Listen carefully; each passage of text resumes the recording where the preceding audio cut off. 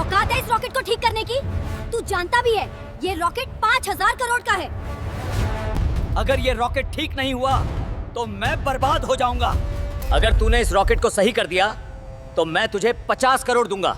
समंदर से आती नम हवा उस कच्ची बस्ती में अजीब सी सीलन भर रही थी।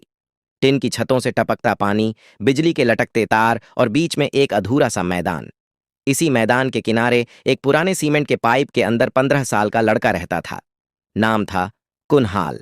लोग उसे नाम से कम, काम से ज्यादा जानते थे। वो कबाड़ बीनने वाला लड़का। कुनहाल रोज सुबह सूरज निकलने से पहले उठता। उसकी माँ 3 साल पहले चल बसी थी और बापू का कोई पता नहीं था। जो था वही बस्ती थी, वही पाइप, वही बोरी जिसमें वो दिन भर का कबाड़ भरता। टूटे पंखे, जली हुई तारें, फेंके हुए सर्किट बोर्ड, घिसी बैटरियां। बाकी बच्चों के लिए ये कचरा था, लेकिन कुनहाल के लिए ये किताबें थीं। वो हर चीज खोल कर देखता, समझने की कोशिश करता कि ये चलती कैसे है और बंद क्यों हुई। बस्ती के ठीक पीछे एक ऊंची बाड़ थी। बाड़ के उस पार था भारत का सबसे बड़ा लॉन्च कॉम्प्लेक्स। वहां अक्सर सफेद कोट पहने लोग आते जाते दिखते, विशाल रॉकेट ट्रॉलियों पर चलते। कुनहाल घंटों उस बाड़ के पास खड़ा रहता। उसे रॉकेट का नाम नहीं पता था, लेकिन वो जानता था कि जब जमीन कांपती है और आसमान गरजता है तब कुछ बहुत बड़ा ऊपर जा रहा होता है। उस दिन माहौल अलग था। सुबह से ही हेलीकॉप्टर घूम रहे थे। सुरक्षा बढ़ी हुई थी। बस्ती में भी चर्चा थी कि आज कोई बहुत महंगा रॉकेट लॉन्च होने वाला है। कोई कह रहा था 5,000 करोड़ का है। कुनहाल को पैसों का मतलब ठीक से नहीं पता था, लेकिन इतना जानता था कि 5,000 करोड़ मतलब बहुत ज्यादा। वो रोज की तरह कबाड़ बीनते बीनते लॉन्च कॉम्प्लेक्स के पिछले हिस्से तक पहुंच गया। वहां अक्सर कुछ पुराने इलेक्ट्रॉनिक सामान फेंके जाते थे। आज भी एक बड़ा सा डंप पड़ा था। कुनहाल की आंखें चमक उठीं। उसने बोरी खोली और सामान छांटने लगा। अचानक उसकी नजर एक जले हुए कंट्रोल मॉड्यूल पर पड़ी। आधा टूटा हुआ, लेकिन अंदर के सर्किट साफ दिख रहे थे। कुनहाल ने उसे उठाया, धूल झाड़ी और वहीं बैठकर देखने लगा। उसकी उंगलियां अपने आप ट्रैक ढूंढने लगीं। कौन सा पार्ट कहां जाता है, कौन सी लाइन किससे जुड़ती है। तभी जमीन के अंदर से एक हल्की सी कंपन महसूस हुई। फिर दूसरी, फिर तीसरी। कुनहाल चौंका। अभी तो लॉन्च में टाइम है, उसने खुद से कहा। वो यह इसलिए जानता था क्योंकि पिछले कई लॉन्चों में उसने यही पैटर्न देखा था। ये कंपन लॉन्च से ठीक पहले नहीं होती थी। उसने कान बाट की तरफ लगाए। अंदर से शोर आ रहा था। दौड़ते कदम, तेज आवाजें, अलार्म की हल्की गूंज। कुनहाल को कुछ गड़बड़ लगी। उसने फिर कंट्रोल मॉड्यूल की तरफ देखा। अचानक उसे सर्किट में एक अजीब सी चीज दिखी। एक जगह जहां पावर फ्लो उल्टा जा रहा था, जैसे किसी ने रास्ता बदल दिया हो। उसकी सांस तेज हो गई। अगर यहां करंट उल्टा गया, वो बुदबुदाया, तो पूरा सिस्टम सेफ्टी मोड में फंस जाएगा और लॉन्च रुक जाएगा। उसने सिर उठाकर बाड़ के उस पार देखा। वहां खड़ा था वो विशाल रॉकेट, शांत, स्थिर, लेकिन जैसे किसी फैसले का इंतजार कर रहा हो। कुनहाल को नहीं पता था कि यह सिर्फ एक रुकावट नहीं थी। उसे नहीं पता था कि अगले कुछ घंटों में देश की सांसें इसी लॉन्च पर दो टिकी होंगी। और सबसे बड़ी बात, उसे यह भी नहीं पता था कि आज कबाड़ बीनते बीनते वह उस जगह पहुंचने वाला है जहां 5,000 करोड़ का फैसला होगा। लेकिन एक बात वो साफ समझ चुका था, कुछ गलत है। और अगर अभी नहीं सुधरा तो बहुत बड़ा नुकसान होने वाला है। यहीं से शुरू होती है वो कहानी जिसमें एक कबाड़ बीनने वाला लड़का इतिहास के सबसे महंगे रॉकेट के सामने खड़ा होने वाला था। लॉन्च कॉम्प्लेक्स के अंदर कंट्रोल रूम उस वक्त किसी तूफान से कम नहीं था। दीवार भर की स्क्रीन लाल और पीली चेतावनियों से भर चुकी थी। Beep beep beep. अलार्म की आवाज लगातार सिर में चुभ रही थी। मिशन डायरेक्टर अनिरुद्ध वर्मा अपनी कुर्सी से खड़े हो चुके थे। उनके माथे पर पसीने की बूंदें साफ दिख रही थीं। यह तीसरी बार है, उन्होंने गुस्से और घबराहट में कहा। लॉन्च सीक्वेंस अपने आप सेफ्टी मोड में क्यों जा रहा है? एक युवा इंजीनियर कांपती आवाज में बोला। सर, फ्यूल नहीं, थ्रस्ट नहीं, सब कुछ नॉर्मल है। दिक्कत इलेक्ट्रॉनिक कंट्रोल यूनिट में है, लेकिन सिस्टम उसे पहचान ही नहीं पा रहा। यह रॉकेट मामूली नहीं था। 5,000 करोड़, 6 साल की मेहनत, 3 देशों के जॉइंट पेलोड और पूरे देश की निगाहें। अनिरुद्ध वर्मा ने घड़ी देखी। लॉन्च में अब सिर्फ 90 मिनट बचे थे। अगर 30 मिनट में फॉल्ट नहीं मिला, उन्होंने भारी आवाज में कहा, तो लॉन्च अबॉर्ट और अगला विंडो कम से कम 8 महीने बाद। कमरे में सन्नाटा छा गया। कोई कुछ नहीं बोला, लेकिन सब जानते थे इसका मतलब क्या है। देश की सबसे बड़ी नाकामी। उसी वक्त लॉन्च कॉम्प्लेक्स के पिछले गेट के पास एक सिक्योरिटी गार्ड कबाड़ के ढेर के पास खड़े लड़के को घूर रहा था।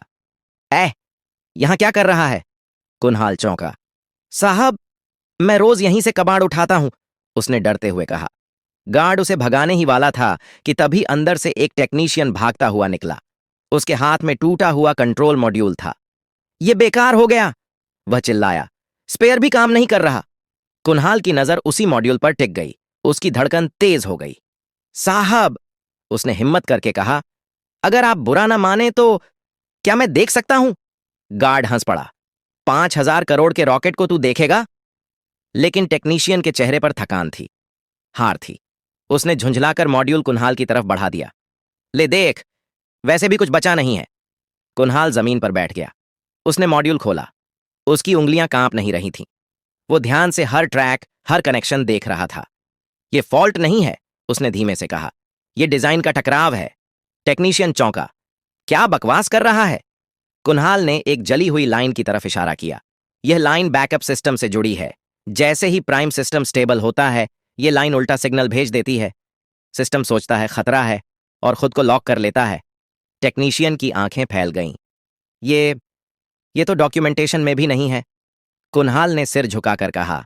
क्योंकि यह खराबी मशीन की नहीं, इंसानी जल्दबाजी की है। किसी ने 2 सेफ्टी लेयर को आपस में जोड़ दिया। वो टेक्नीशियन बिना कुछ बोले अंदर की तरफ भागा और कुनहाल वहीं बैठा रह गया। उसे नहीं पता था कि अभी अभी उसने उस दरवाजे पर दस्तक दी है जो सिर्फ डिग्री वालों के लिए खुलता है। लेकिन अब देर हो चुकी थी। कंट्रोल रूम के अंदर पहली बार किसी ने कहा, उस लड़के को अंदर बुलाओ। और यहीं से कहानी एक खतरनाक मोड़ लेने वाली थी। कुनहाल को जब कंट्रोल रूम के अंदर लाया गया तो उसे लगा जैसे वह किसी दूसरी दुनिया में आ गया हो। चारों तरफ चमकती स्क्रीनें, भागते आंकड़े, अंग्रेजी में लिखे शब्द और सैकड़ों आंखें जो उसे ऐसे देख रही थीं जैसे वह कोई गलती हो। उसके गंदे कपड़े, फटी चप्पलें और धूल से सना चेहरा उस कमरे की सफेदी से बिल्कुल मेल नहीं खा रहे थे। यही है वो लड़का, एक सीनियर साइंटिस्ट ने बिना छुपाए तंज में कहा। मिशन डायरेक्टर अनिरुद्ध वर्मा ने हाथ उठाकर सबको चुप कराया। इसी ने कंट्रोल मॉड्यूल में बैकफ्लो की बात कही है, उन्होंने कहा। और अभी तक किसी सिस्टम ने यह नहीं पकड़ा। कुनहाल चुपचाप खड़ा रहा। उसे डर लग रहा था, लेकिन उससे ज्यादा उसे उस स्क्रीन की चिंता थी जिस पर बार बार लॉन्च अबॉर्ट चमक रहा था। तुम्हारा नाम? अनिरुद्ध वर्मा ने पूछा। कुनहाल, उसने धीमे से कहा। पढ़ाई? स्कूल नहीं गया सर। कमरे में कुछ लोग मुस्कुरा दिए। एक इंजीनियर बोला, तो फिर तुम कैसे कह सकते हो कि यह डिजाइन की गलती है? कुनहाल ने पहली बार सिर उठाकर सबकी तरफ देखा। क्योंकि सर, वह बोला, जब 2 मोटर एक ही पहिए को उल्टी दिशा में खींचती हैं तो पहिया घूमता नहीं, टूट जाता है। कमरे में सन्नाटा छा गया। अनिरुद्ध वर्मा ने कुर्सी से उठते हुए कहा, तुम बोर्ड पर दिखा सकते हो? कुनहाल धीरे धीरे डिजिटल बोर्ड के पास गया। उसके हाथ कांप नहीं रहे थे। उसने एक साधारण सा डायग्राम बनाया। 2 बॉक्स, बीच में एक तीर और फिर एक उल्टा तीर। यह प्राइम कंट्रोल है, उसने कहा। और यह बैकअप, दोनों सही हैं। लेकिन जैसे ही थ्रस्ट स्थिर होता है, बैकअप यह मान लेता है कि सेंसर फेल है और सिस्टम खुद को बंद कर लेता है। एक सीनियर इंजीनियर आगे बढ़ा। लेकिन यह तो सिर्फ 0.02 सेकंड के लिए होता है। कुनहाल ने सिर हिलाया। रॉकेट के लिए 0.02 सेकंड भी बहुत होता है। अनिरुद्ध वर्मा ने तुरंत कहा, सिमुलेशन चलाओ, अभी। कीबोर्ड पर उंगलियां दौड़ने लगीं। स्क्रीन पर मॉडल घूमने लगा। 10%, 35%, 68%। अचानक स्क्रीन रुकी। Fault identified, signal conflict. कमरे में किसी ने सांस छोड़ी। किसी ने कुर्सी पकड़ ली। वो सही था, किसी ने कहा। लेकिन खुशी ज्यादा देर नहीं टिकी। एक नई चेतावनी चमकी। Time required to fix. 4 घंटे। अनिरुद्ध वर्मा का चेहरा सख्त हो गया। 4 घंटे नहीं है हमारे पास, उन्होंने कहा। लॉन्च विंडो 40 मिनट में बंद हो रही है। सबकी नजर कुनहाल पर गई। वह कुछ सोच रहा था, फिर बोला, अगर हम सिस्टम बदलें नहीं, सिर्फ उसे चकमा दें? मतलब? अनिरुद्ध वर्मा ने पूछा। कुनहाल ने स्क्रीन की तरफ इशारा किया। अगर बैकअप को लगे ही नहीं कि खतरा है, तो वो लॉक नहीं करेगा। हमें सिर्फ सिग्नल का रास्ता बदलना है, काटना नहीं। यह बहुत रिस्की है, एक वैज्ञानिक बोला। अगर गलत हुआ तो रॉकेट वैसे भी नहीं उड़ेगा, कुनहाल ने शांत आवाज में कहा। कमरे में फिर सन्नाटा। अनिरुद्ध वर्मा ने गहरी सांस ली। कितना वक्त लगेगा? 10 मिनट, कुणाल बोला, अगर मुझे एक्सेस मिले। घड़ी की टिक टिक अब सबको सुनाई दे रही थी। यह फैसला सिर्फ रॉकेट का नहीं था, यह भरोसे का था। और इस बार सवाल यह नहीं था कि कुणाल कौन है। सवाल यह था, क्या देश एक कबाड़ बीनने वाले लड़के पर भरोसा करेगा? कंट्रोल रूम में अब कोई फालतू आवाज नहीं थी, ना बहस ना तंज, सिर्फ घड़ी की टिक टिक और स्क्रीन पर चलता countdown. T28 minute. Anirudh Verma ने टेक्निकल चीफ की तरफ देखा। उसे एक्सेस दो, उन्होंने कहा, लेकिन हर स्टेप रिकॉर्ड होगा। एक पल के लिए किसी ने विरोध नहीं किया, शायद इसलिए क्योंकि अब खोने को कुछ बचा ही नहीं था। कुणाल को एक खाली टर्मिनल के सामने बैठाया गया। कीबोर्ड उसके लिए नया था, लेकिन लॉजिक नहीं। उसने आंखें बंद कीं, जैसे किसी नक्शे को मन में दोहरा रहा हो। सर, उसने कहा, मुझे सिर्फ सिग्नल रूटिंग का मैनुअल चाहिए। एक इंजीनियर ने हैरानी से पूछा, तुम पढ़ लोगे?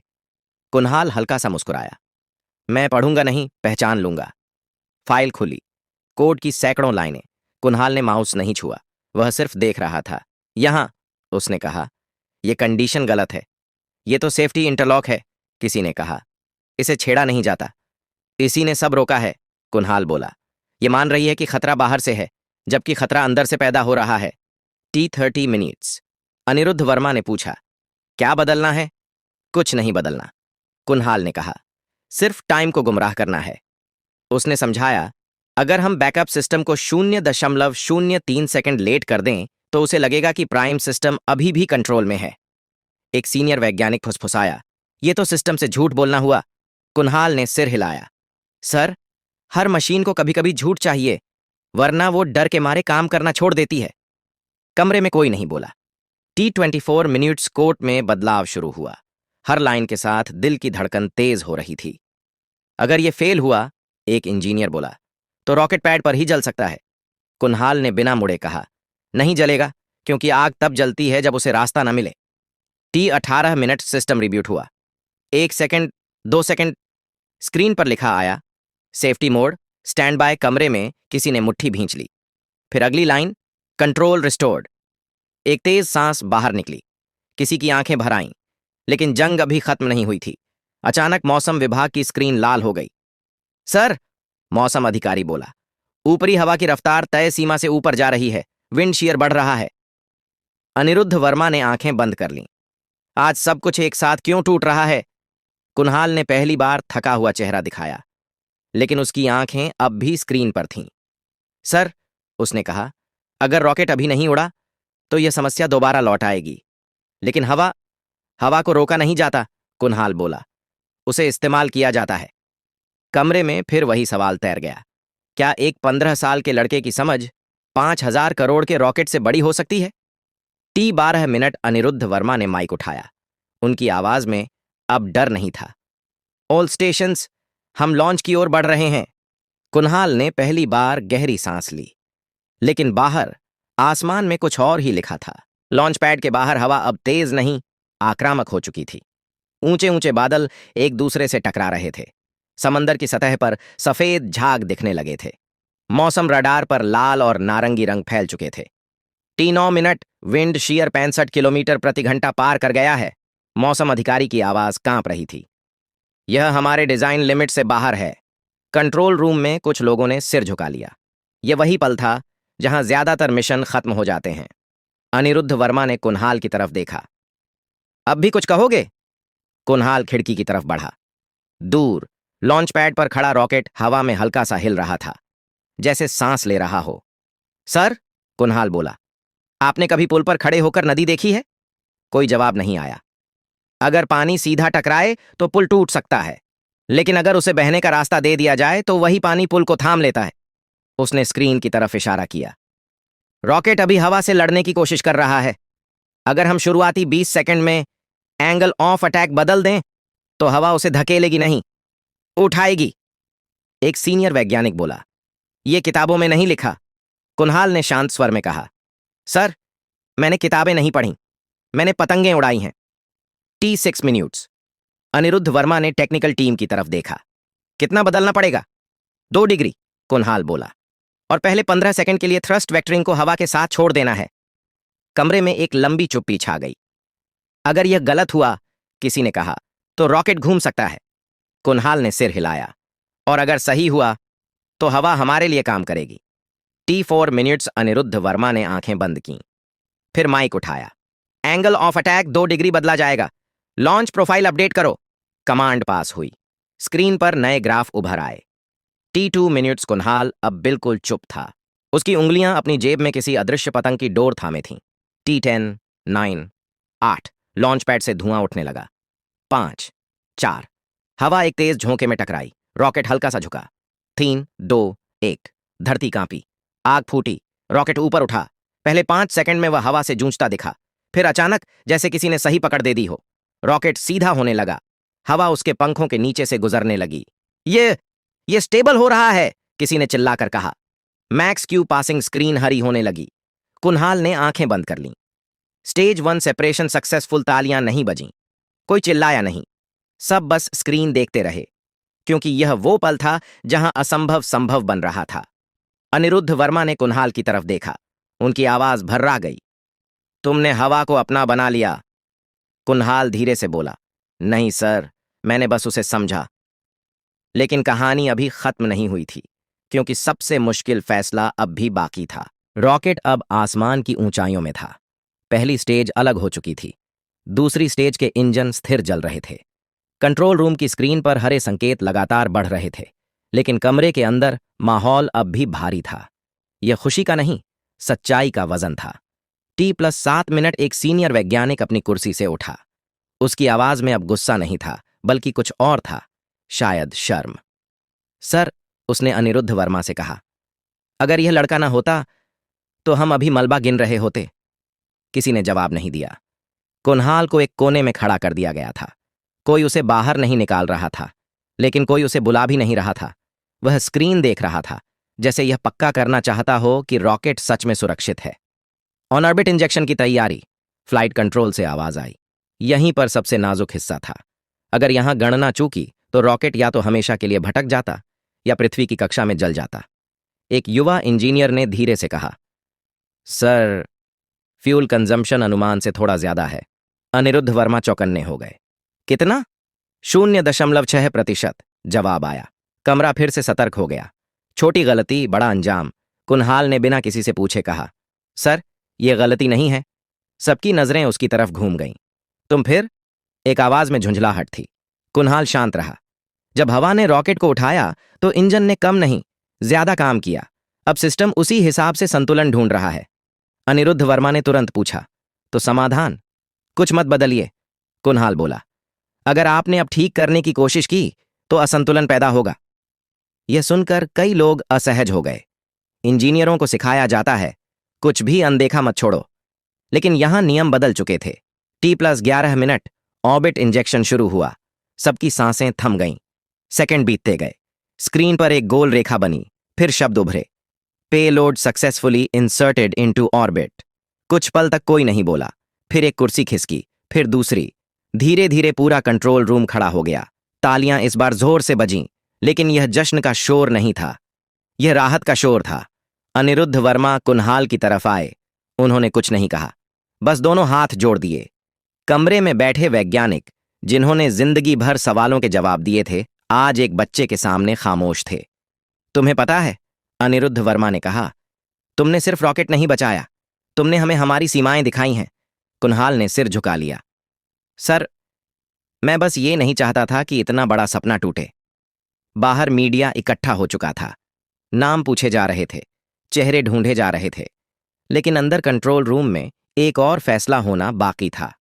यह फैसला रॉकेट का नहीं था, यह कुनहाल के भविष्य का था। कंट्रोल रूम के बाहर शोर बढ़ता जा रहा था। कैमरे, माइक, सुरक्षाकर्मी, सब एक साथ। हर कोई जानना चाहता था उस मिशन को बचाने वाला कौन था।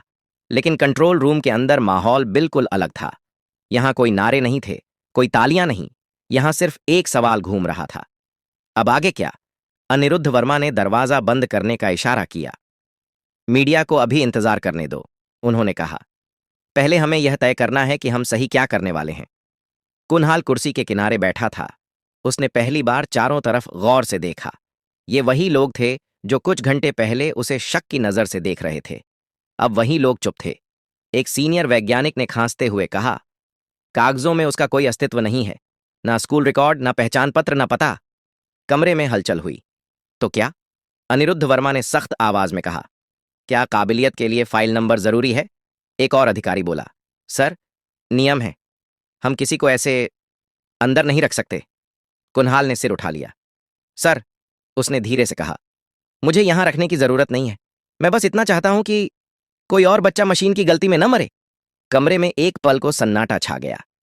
तुम्हारे मां बाप? अनिरुद्ध वर्मा ने पूछा। मां नहीं है, कुन्हाल बोला।